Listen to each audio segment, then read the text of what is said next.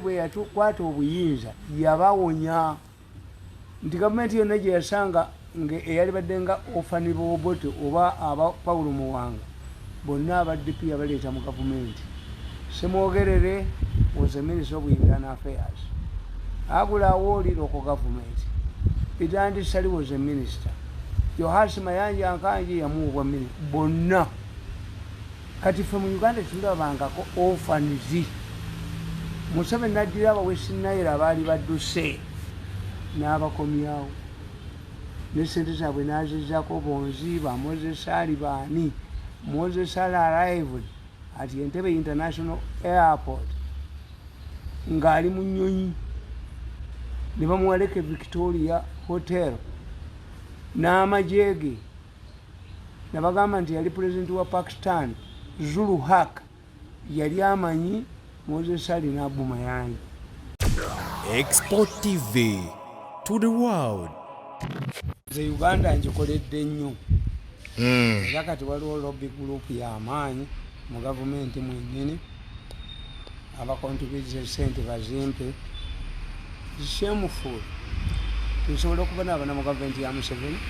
Waliwo abakontributiza sente mu gavumenti bazikuwe.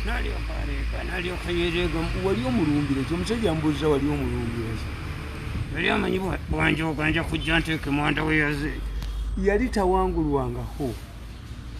Bali bagamba boolere ekintu ekibatawanya mu ggwanga muno kiri eki era munabata mukikozeeko ne President Kanirusi. President Museveni anza okutawanga kufuna unexpected man, a dangerous one. Nawamba obuyinza peacefully ng'akawangudde mukakwatemu ensi eyike mu luguudo. Lwansonga eri eki temufunangako orderly succession. Uganda bibadde bya kivandulo buli mwaka kuba munne maje kuwamba bantu Museveni banne bayingirawo. Ekyokubiri kyemutalabangako omwana atalabangako mulekwa nga taata we afudde oba yalina obugagga yinaki tatya taata we kufa. Okutegedde ekigambo if you have never seen an orphan whose father had property nafa and grows up in poverty after the demise of his father does not know how an orphanage means. Aba Uganda bonna noono ajooga ennyo oyo ajooga aleesa buli kizibu wano kiri kimu temulabangako between orphans. Omaligimu orphans kitegeeza ti gavumenti yammwe yakola ki? Yavaako. Museveni bwe yatukwata obuyinza yabawonya nti gavumenti yonna gye yasanga eyali badde nga ofani bobote oba aba Paulo Muwanga bonna abaddipi yabaleeta mu gavumenti. Semwogerere was the Minister of Internal Affairs. Agula Awoli local government. Pitandi Sali was a minister. Yohasi Mayanja Ankanji yamuwa mini bonna. Kati from Uganda tulabangako orphanages. Museveni naddira abawesi naye abaali badduse n'abakomyawo ne ssente zaabwe n'azizzaako bonzi ba Moses Ali baani. Moses Ali arrived at Entebbe International Airport ng'ali mu nnyonyi ne bamuwaleka Victoria Hotel n'amagye ge ne bagamba nti yali pulezidenti wa Pakistan Zulu Haq yali amanyi Moses Ali n'abuma yanyi. Taata we Zulu Haq yali musawo e Mulago. Amini bw'abagoba eyanga Zulu Haq joined the army n'afuuka jeno n'afuuka Pakistan. Kakati Moses Ali n'abuma yanyi baali bamanyi Zulu Haq senior era yali abawadde ne ennyonyi ne babula weegwa nga akasaawe ke kaseese katono. Era gundi Zulu Haq bwe yafiira mu nnyonyi Moses Ali n'abuma yanyi did not wait to be assigned. Bagenda. Kakati mmwe temulabyeko kye bayita orphans of a former regime. Kyovola bona ajooga nnyo. Kati ate obuzibu bwe yalowooza nti ajja kufuga eggwanga oba oliwo yakimuteekamu akimulumikemu nakuba buli bantu nabaffe n'atukuba buli muntu yenna alina valimu n'amugiboga n'amugjawo. Kakati obuzibu bwammwe bwebo nti singa mubadde mwalabako efoma regime ne bubeera baofanis ne mulaba ababonaabona ku street nga batunda ebintu byabwe nga baaliko mu buyinza. Yes. Singa tebakola bye bakola. Omulenzi ono teyalizanyidde mu gavumenti ya Sezaalawo. You go to Kenya, the current president is a former deputy president of Uhuru. Within a very short time, ababbi balumba faamu ya Uhuru. Ne balyako n'endiga 10,000. Mutabani we ne bamwaza olw'emmundu. Famire ya Kenyatta ne bagiyuguumya. Omusajja yali asinga okubeera minisita ow'amaanyi mu gavumenti ya Uhuru Kenyatta bamuyita Matiyanga. Matiyanga has had a stint in prison. Bamusiba. Yamusiba Ruto. Omusajja yali asinga okubeera ow'amaanyi mu gavumenti ya Uhuru. Ruto yamusiba. Matiyanga. Bano Abanyarwanda.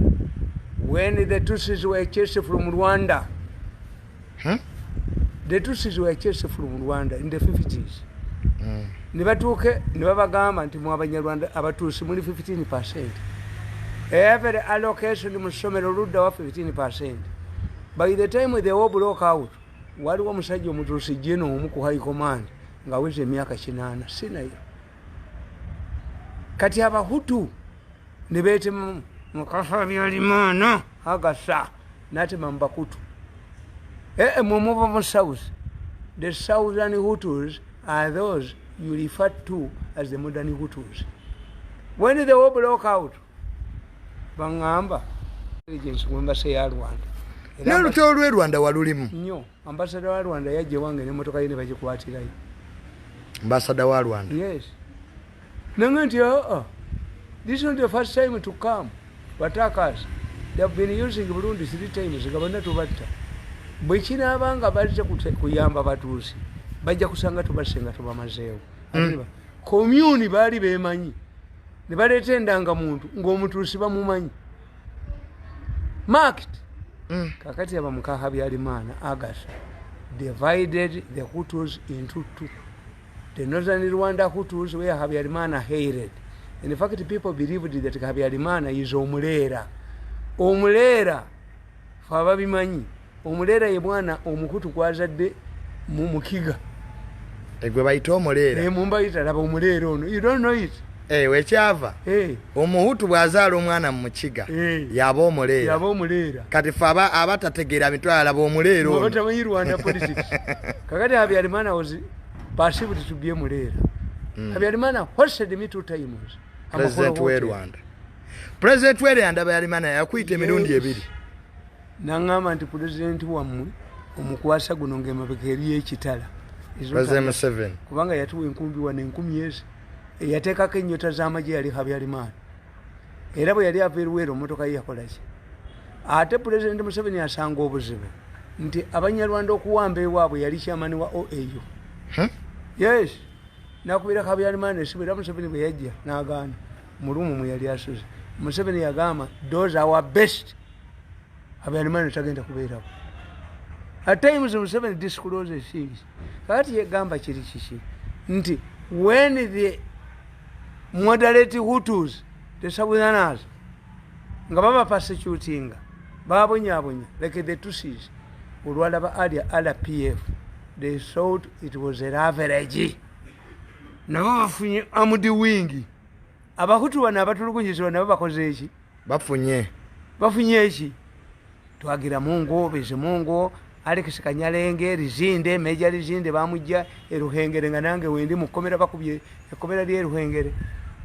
Ne baleeta omukazi Prime Minister agasawiringa maana Abanyarwanda bagala nnyo agasa. Kakati bamuwa 2 ne bamukuuma bamutana 210 nga ndi Kigali. Olwo banoonya. Olwo wali Kigali Rwanda nga bino byonna bigenda mu maaso. RPF yali eweereza abajaasi bayo 700 I don't know how they merited following the Arusha agreement. Yes, twagenda nabo abasirikale ba RPF lusanvu nga bali ku border. Era twababuuza nti where have these, what if there is a war? Those are elite troops, they know how they merit. Baba abato baba akola kya, I don't know. Kakati twali mu Arusha mwana akkiriza okuteesa n'agamba oyo Agasa Wiringimana prime minister. Agasa, go back to Kigali and get this statement. Agasa naimira namuga, Habyarimana, I'm not your wife. Prime Minister agambani. President. Siri mukazi wo bwotuma. Kakati abala PF bana abahutu bali batulugunya. Abava mu Southern Rwanda, the Hutu moderates. Bo balowooza nti RPF efuuse military wing yaki. Yayo. Kyobula babatta nnyo bano bannaabwe. Persecuted, they are seeing RPF. Bali kisikanyalenge, bali zindi, bani. But we RPF, what they batusi, but they can protect us against the Hutus. Both are Hutus. Northern Hutus and Southern Hutus. What happened? I strongly doubt whether there will be a Hutu president. Rwanda. They have been tamed. Tokkiriza nti wayinza okubaawo president omuhutu e Rwanda. Anti baatemeramu n'abahutu enterahamwe babayitanga enterahamwe tibatema wamu bana bayekeranga ababayita enkontanyi n'enterahamwe. What I'm saying is that if you fail to know succession politics nga bye tobitegedde, abalwana mu Uganda siba FDC siba DP naye mulimu innocent nyingi yatabulegwa. One person is disorganizing the country. Mzee bino byonna entalo zetulamu FDC waliwo omunene abiri emabega atambula nago. Over the weekend he launched a political party. Nalabye banne bamunyiga nga banne bamunyiga. Mzee ku weekend waliwo political party yakoledde. NRM yakoze political party. Yes. Ku weekend ina ku video ye question adduka bamuganye nti weregera ku musajja naye tujja kutunka kubanga yakalya sente zange mirundi eki akwate ku zino mukube munyonyo mirundi ena ani ajajini ya mwenyonyi kuba mukoya njoze nnyo ekiyitiridde simwagaliranga ku mukazi sikolanga ki kakati the issue is not political parties mu Uganda. Not at all. The issue not here for this.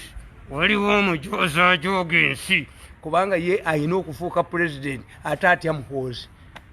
Era kambabuulire they have 3 options zebalwanirira. Olaba nze namulabye n'obujozi bwe ng'agamba omusajja Gandhi tell muhoozi that Mirundi is spying on you. Have I ever sat with him in any meeting? Am I anina sa kompozi mwenda? Ne balam. Bewakaraba. Do you know that I've never talked to Muhozi directly 1-to-1? Does Muhozi give me money? How can I spy on him? She must she's a program. MK is ideology. It is not ideology. Have you spread your ideology? Kati mzee kyogamba nti byonna bye twaba mu Uganda FDC okulwanagana muntu omu yekka yabisupportinga naye ng'alimu NRM ye kyayagala okugamba kintu kimu ng'alina ssente empiki ayagala tuddire ayagala Museveni alemereko sigaleko ku bukulembeze kubanga ye mwalira ne bamuwa billions n'ajoga ensi yonna n'agijoga n'aginiyako n'aginyalako. Tayagala Muhoza taking power. When this man takes power, is an amateur. Bwagamba. He will be overthrown and we shall run away. Ategwa Jose si yonna. Bojja y'omutwe gujjeeyo. Gujjeeyo mulezi kubako baddoke. Oyo yekka yatabulegwa. Kati ye tayagala General Muhoza akwate bukulembeze. Ayagala president asigaleko. Asidire Muhoza solo. Muhoza's president after 2030. Mommy has told me I should wait until eggwanga liriwo. Ayagala 230 abantu mu mutwe gwe wajja kuwasa nakufuera wa president. obukulembeze si bwa mpaka, obukulembeze bwa mukisa. Lak bw'oba tulina mukisa n'ejjooko lyo abantu bosoonyako nonywalako noonya nonywala n'okuba buli muntu tojja bufwe. Kakati emijibu yaniriza ekizambo the Kenyan example nti abakikuyu berwanyisa bokka. Kinyata yali ava Kiyambu nga Njonja ava Kiyambu nga Kiba kyava Nyeri era nga Abanyarwanda byotonyomeze Northern Rwanda naki ne Southern Hutus ba Moi vice president. These people humiliated Moi. Ngono bwayagala okujoga gundi Muhoozi najoga ensi yonna neefula omugezi navayo ye alina ideology eriruddawa business kiri okoze etali sustained by government nakwata biliyoni zinadduka najoga ensi nadduka ekiziko kati kyogerereko batutta yagaye nti ajja kunzita mukuba obutambi yagambye agenda kutta omulabe bwadduka ne galubindizi akigezeeko alabe bamube bamuttire wano yagambye agenda kutta anti wotegerera amaanyi gange obanga Muhoozi anjagala Museveni ampa security ate ndi supporter wa Bobi Wine oyo wamujjawo. Why should everybody run towards me? Nga jeno Muhoozi akwagala President Museveni akwa security ate obeera otya supporter Bobi ndi supporter wa Bobi Wine. Can it happen? It can't happen. Yes, if it happens omanyi balina kye batamanyi omupaka si woba house boy mukazi wo, you are diminishing your wife and the house boy and the family. A house boy yafuna maanyi kakati ngamba gwe n'omutwe nti ndi mwagezi nali byabikola mbo ndi mwagezi bambabazi kubanga yina sente zange za blocking kuluno zi blocking enko baby kumwenda munyonyo nkuniye semu ojja okutegeera onveeko kakati Kenya bwekyali Kenya abakikuyu beetemamu ne bajoga buli muntu yenna kakati bwe batuuka Kinyata okufa Njonjo yali atone jene to speculate about kibachi about Kinyata's life is treason. Kenya teka balisi yawese emyaka 9 n'okusoba nabeera sinayiro linda ko muze okwogera ku myaka gya Kinyata was treasonable maisha nge Kenya bakusiba yali abize emyaka 9 nga tategeera era gundi Kinyata naye n'abagamba we munasema muyuko nyuma yangu munafanya nini nyuma yangu yuko basiazi sema tuko pamoja yawere ekyokumugamba nti bali mabegawo bino byemusoma ku Museveni nti sebo tuli mabegawo yababuuza kwa nini munasema muliko nyuma yangu oga sebo tuli mabegawo president munafanya nini mu nyuma yangu ngaita byagala bambera batema bamusiyaga yagamba bamusiyaga boyogera nti okumanya ali Sinayiro nalyo kagamba munasema Kinyata ni mgonjwa Kinyata ni mzee uliza mama ngina yuko wapi ngaita mukazi we kulale ayogera nti omusajja akyali mwenguvu akyadduka kyenda ngate talina ddaka lya kikojja kimbowa. President Kinyata yayitanga mama ngina kulale ajja baba na Kenya nti akyasobola ku myaka 9 banasema Kinyata mgonjwa Kinyata mzee mama ngina yuko wapi ambia huko ekitegeeza yali musajja muki kakati Kinyata bwakula muyinga yali kuvai babonyabonya Moi nga vice gendo soma akatabo waliwo omusajja mbuyiko yinange ng'afaanana nono mbuyiko yinange n'ajoga ensi yonna n'aginiyako n'aginyalako kuba yali mugagga mbuyiko yinange yabonyabonya Moi one time muyeja yekikira Kinyata mu OAU 75 amina amuganja kalo osigale nkulambuze kejja village yentedekera ba commando abagende South Africa. When this man went back at Moi, his house was searched. Vice President, Minister of Internal Affairs. Moi nyumba ine bagisachi. Yes. Ngaba mojo. When Moi used to go to the Rift Valley, ewabu je bamuzala. Waliwo provincial commissioner yamukuba MP ngaise ku road block. Nga vice President, Minister of Internal Affairs nga ne bendera kweri.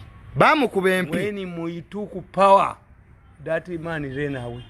Koinange Sigo wankuba. Abankuba bali balala. Moyi alina mukazi we bwe yasooka okuwasa mu Kikuyu. Omusajja bamuyita Gisunguli mugagga nnyo.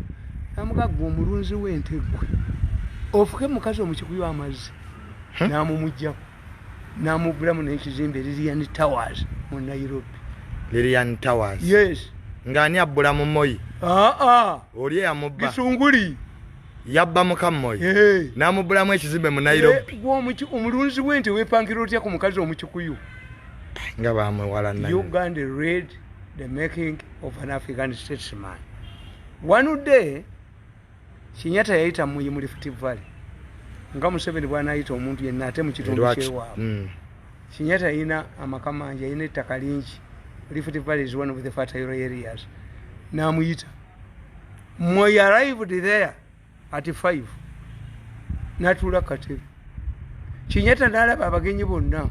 Chief of protocol ne bamugamba nti the vice president. Who is there? Kenyatta n'abuuza. Bati Moyi, wacha huyo. Wacha mjinga huyo. Moyi yasula katebe ng'atudde. Mu State House Nairobi. Iwaabwe gye bamuzaala. Kenyatta yalinayo amaka mu Rift Valley. To tell you how he was humiliated. Naye Kenyatta azuukuka ku makya saa 12. Moyi, are you seated here? Did you sleep here? Yes. Why? The protocol man is not calling me. They said you were tired. Moyi namugamba namukwata ku bibegabega namugamba Moyi, I've tested you. You are going to be my success. Mbuyiko yinange waliwo mbuyiko yinange ajoga ensi mbuyiko yinange ne Kenya yaliyo nga mugagga muzibu. Kaakati Kenyatta bw'alwala ne bamutwala e Mombasa. Kenyatta yalwalira mu Mombasa. Mu ddwaliro. Naye nga mbuyiko yinange noono mbuyiko yinange tulina mbuyiko yinange bw'oli onye nnyo ku bantu onyedde ku buli muntu mbuyiko yinange mumuyite mbuyiko yinange. Kaakati Kenyatta alwala mbuyiko yinange yajjayo akatebe n'atuula ku kitanda kya Kenyatta bamulangirire nti ye president wa Kenya ddako. Mbuyiko yinange tulina mbuyiko yinange. Kati omukazi Mama Ngina yali yakyabwa mbuyiko yinange. Olwo Abakikuyu beekozeemu ekibiina. The vice president should not take power. Become vice president. Change the constitutional group. Njonjo n'aga nti ababyogera treason. Olwo Njonjo abala nti ye kalemese Moyi. Manya kayambe Moyi. Kiba kyayitemu. As they are saying, tulemese tuwa abanupu sente balabika nti bangi nnyo nti muhoozi tabasobola either Museveni asigalewo oba mbuyiko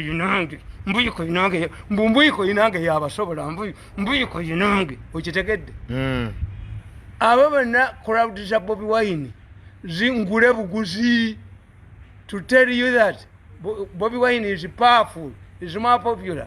Kakati nti kyetaagisa ki simuhoozi tamusobola mbuyiko yinange yamusobola mbuyiko yinange oba Museveni akomewo. Kakati bwe balabye crowd za Bobi Wine zaabwe nga nnyingi zaabwe be bateeka kati kiba kitegeeza nti General Muhoozi ajja kulinda mbuyiko yinange kati samutegeera mbuyiko yinange yateeka mu sente. I asked, I want Bobby's wife to deny. Tusooke tumaliriza eri story eya Kenyatta olwo alwala Moyi afuuka atya president wenjagala tumalirize tudde. Mbuyiko yinange asaatama ku kitanda kya Kenyatta yerangirire. Kenyatta bwe yafa Mama Ngina teyakaaba. Kenyatta nga afudde. Yes. Yagamba mbuyiko yinange nti omulwadde awumuddemu. Mbuyiko yinange. Namugamba nzizeeyo kuweza ku ngoyi. Ku yinange n'agenda okukyusa engoyi. Omukazi n'akomawo. Yakubira Moyi essimu ekiro. Moyi, the eyes of the country have closed. Moyi yava mu Rift Valley ekiro nga tewali amanyi. tewali sayini yonna yakufa kwa Kinyata n'atuuka e Mombasa n'asanga Kinyata afudde. The woman Mama Ngina Ranga the then Ame commander was a Kamba man. Mukamba yali anywedde omwenge mutamiivu. Who comes next? Wacha hiyo Moi. Kuba buli omu yalowooza nti Moi Musiro ajja mujjako ki mangu the way you portray Muhoozi. Drunkard ne buno bw'omonita n'entwe zaabo obutasobola nagula gundi. Kaakati bagenda okulangirira nga Moi amekamanda ali mabega wani wa Moi kwe kutegeera nti Kinyata afudde era the successor is Moi. President Kinyata bwe yafa mukyala we Mama Ngina teyakaaba yakubira Moi esimu namugaa jangu mbuyiko yinange Mama Ngina nga yazannya komando mbuyiko yinange nikimulema. Mama Ngina nga yazannya ekikomando muyinajja kambawo ekyokulabirako ekyokusatu. It was in Malawi. Kamuzi Banda has like a Kinyata had reached 94 years. Sinairo gundi oyo Kamuzi Banda yayina enkola ng'alambula Malawi buli myezi 3 omulundi ogwo gumu naye baminisita bonna abaleka abakubye erishafu leka abagobye. The results zasanze mu Malawi oba oli wagirikali kyobuli wane zezikuyimirira n'okomawo. Yes nga yina ekibiina kyakikutte mu ngalo bwati yayina Kamuzi Banda tebamanyi baana be. Omukazi gwe yali ayina bamuyita Mama Kazamira yali nansi gwe Kamuzi Banda medical doctor mu America. Kamuzi Banda was a short man but to compensate to become taller zinengato kaboni zati zinaji you had to stand at a distance to greet him ng'omuyimirira wala. Nobody could become taller than Engwanzi Mpologoma naturalizing eggwanga lyonna. Baali bamuyita batya? Kamuzi Banda Ngwanzi Empologoma. Kulembeze ba Afrika beeyise bintu Katonda wange.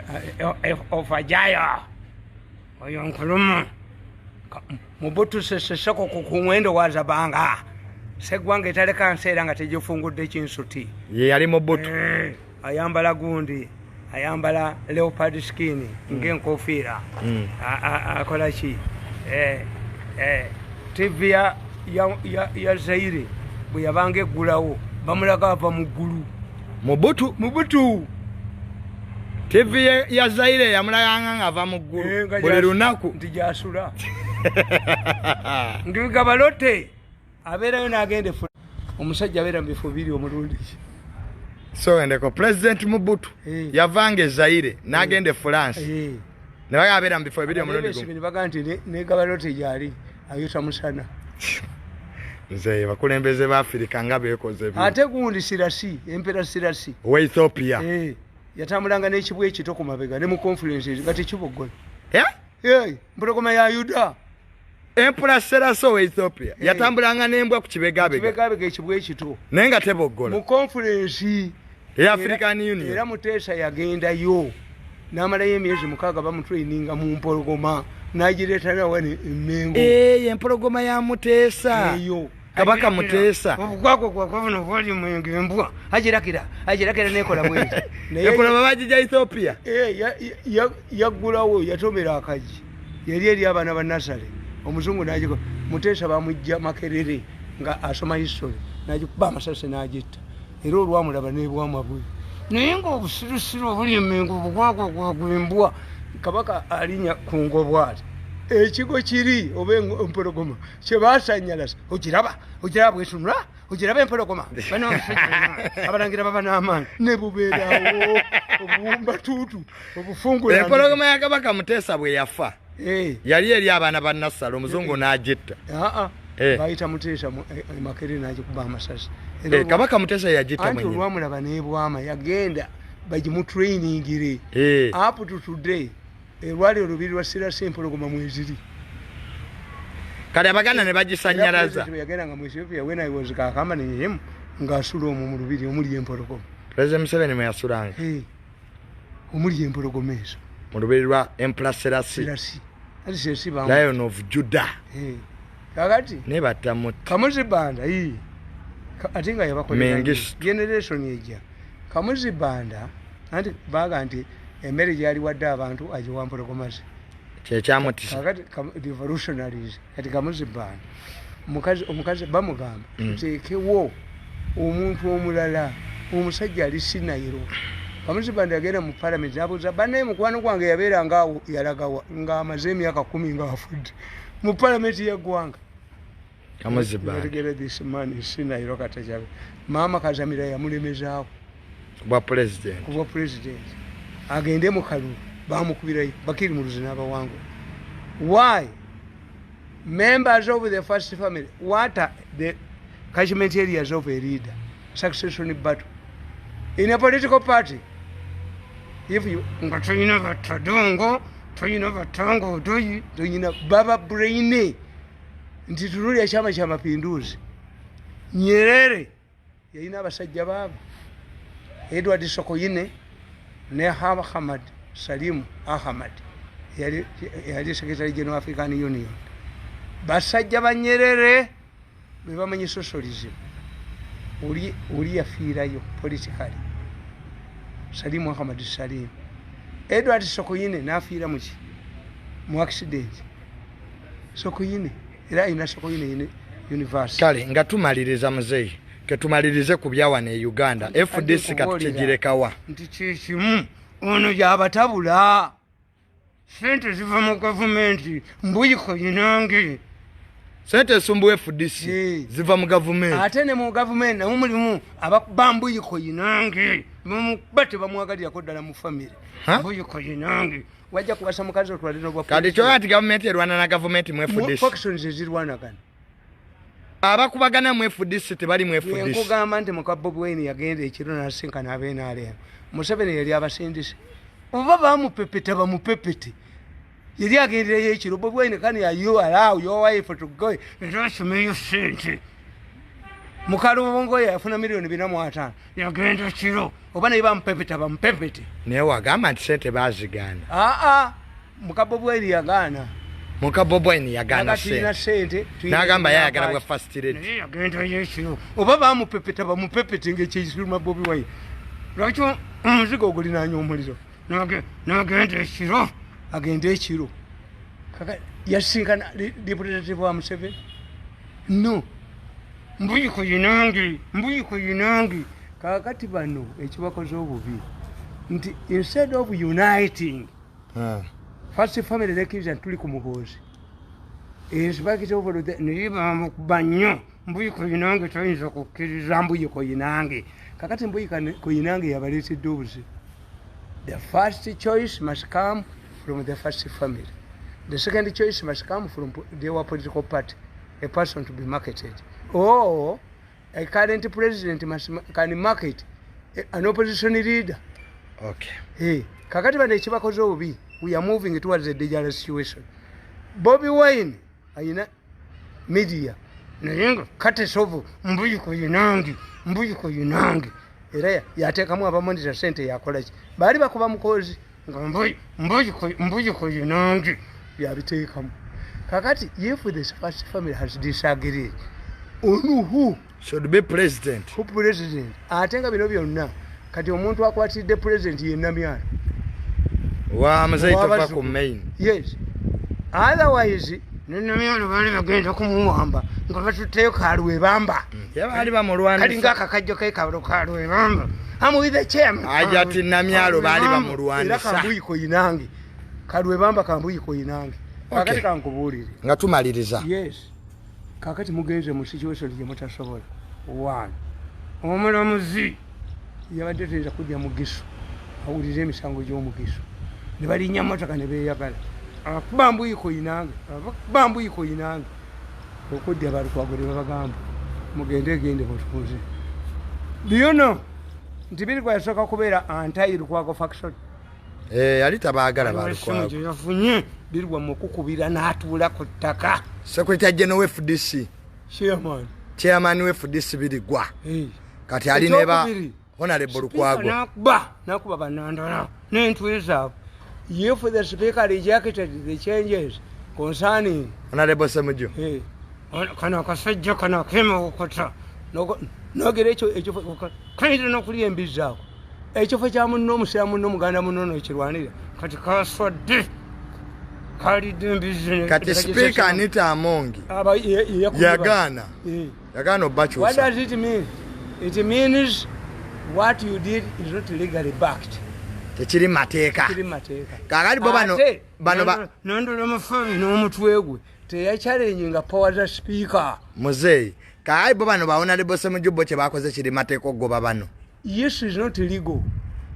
Kubanga n'omulamuzi omugisu omumasaba. Kati okusanyusa bamasaba banne.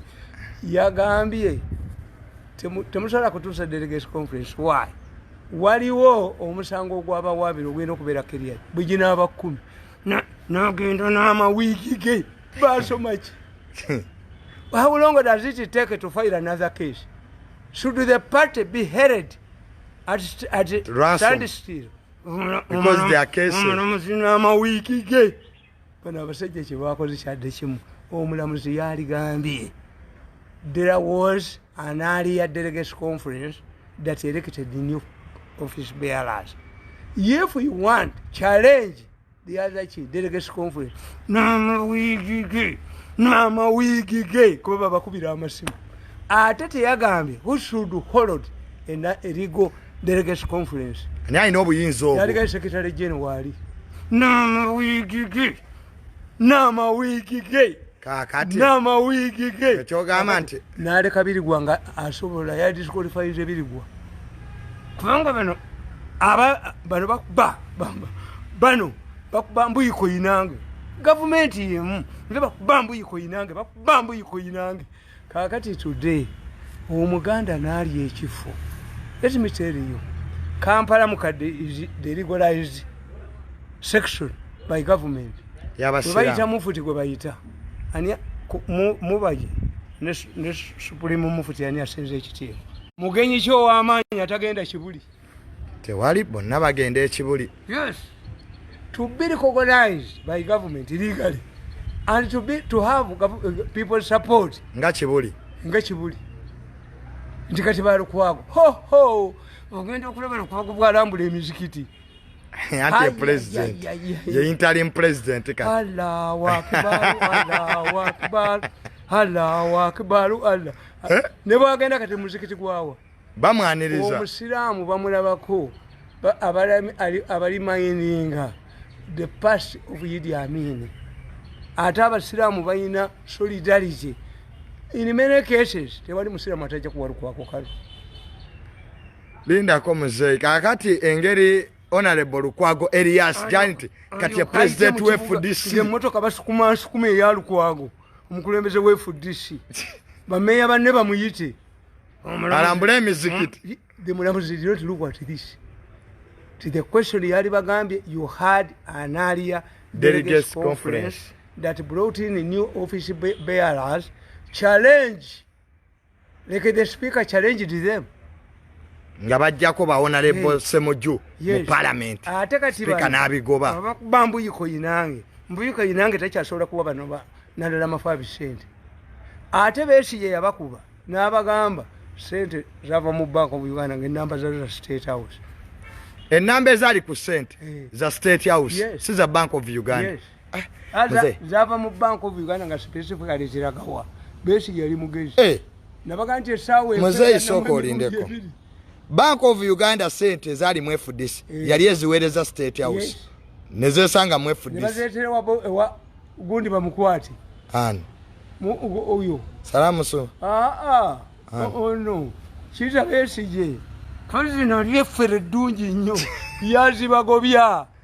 What if nga government by intelligence bajja bazigoba. Ne bagamba nti bakwatidde sente za State House. Omumaka ga Besigye. Ebyo Nandala yabikola. Nandala talina bwongo. Kano Besigye naye sente yazibuuka mangu. Ne bamuzizzeeyo. You know how government operates. muzeyi sijja kusuka wano politics mungi sente zonna ezo sente wamma sente namba zaazo zibeera zeegoberera kubanga kakati olaba emu 2 3 sente zizo zeegoberera ennamba eno ati mwabazijja mu banka mwabazijja mu zibando mu banka kano Besigye yali azimanyi nti bwe tuba tugenda okukwata abantu tuyinza okukwatira sente bazijje mu state house money found in the Besigye's house singa talina bwanyi ebyo bigamba nandola mufaabi namuli yati oba kano Besigye naye n'abayinfoma mu gavumenti abamugaa sente zo tozikwata ku za state house wamagye finally mbabuulira gundi ali injured Bobi Wine ebintu byeyavumye muhoozi ne president nani ebya tribalism bono bamonito n'obuwakibo mugamba mbwa n'obubabukedde tribalism isn't tribalism kuvuma abantu abalina power oba si kuvuma abiddemu kabwe yabyogedde kakati what is going to happen Lukwago ne Kizza Besigye bagenda kufumula enfuufu why bategedde nti waliwo a large percentage of Ugandans eyagala change ebadde genda ewaani do they want Bobi Wine yabazaala oba balina cause anybody abagenderamu bagenda naye kakati the police must prepare for battle for honorable Lukwago ne Besigye nabo bagenda kutandika bafumule enfuufu wano nga ne Bobi Wine ne afuumula Bobi Wine is injured now naye ayagala okuvaayo n'omutwe gwe naye ng'ebyo byonna mbwiko inange yabireese ane muzeyi ebigambo Bobi Wine byayogera kale byali bibi byali biyawula mu mawanga si kwawula mu mawanga sectarianism nedda kwali kuvuma eyamubwa amagezi ago si mbwiko inange olabika yamuwa sente avume jeno kubanga obujinga bwabwe buli bwe buti how can you buy a new garment for your wife on Christmas gwotagenda kutuula naye bo balowooza mbu sente you eliminate leaders but you are going to get a headless revolution ofuna omuyoyo awedde emirimu nga kuni amanyi nti Chief Justice yayambako gavumenti n'ateesa n'abayekera n'abeera looya waabwe okay tetugenda kusookawo wano mubadde balabi balungi ebibala bya mbuyiko yinange ate ffe batugamba by'obufuzi tikasa mu gavumenti mujjamu pulezidenti gwatasobola kukwata kebeeyisi Museveni tayinza kukwata ku mbuyiko yinange ye Museveni alowooza appeasement kamuwe kino kamu could Hitler have been appeased can you appease mbuyiko yinange kale Export TV to the world.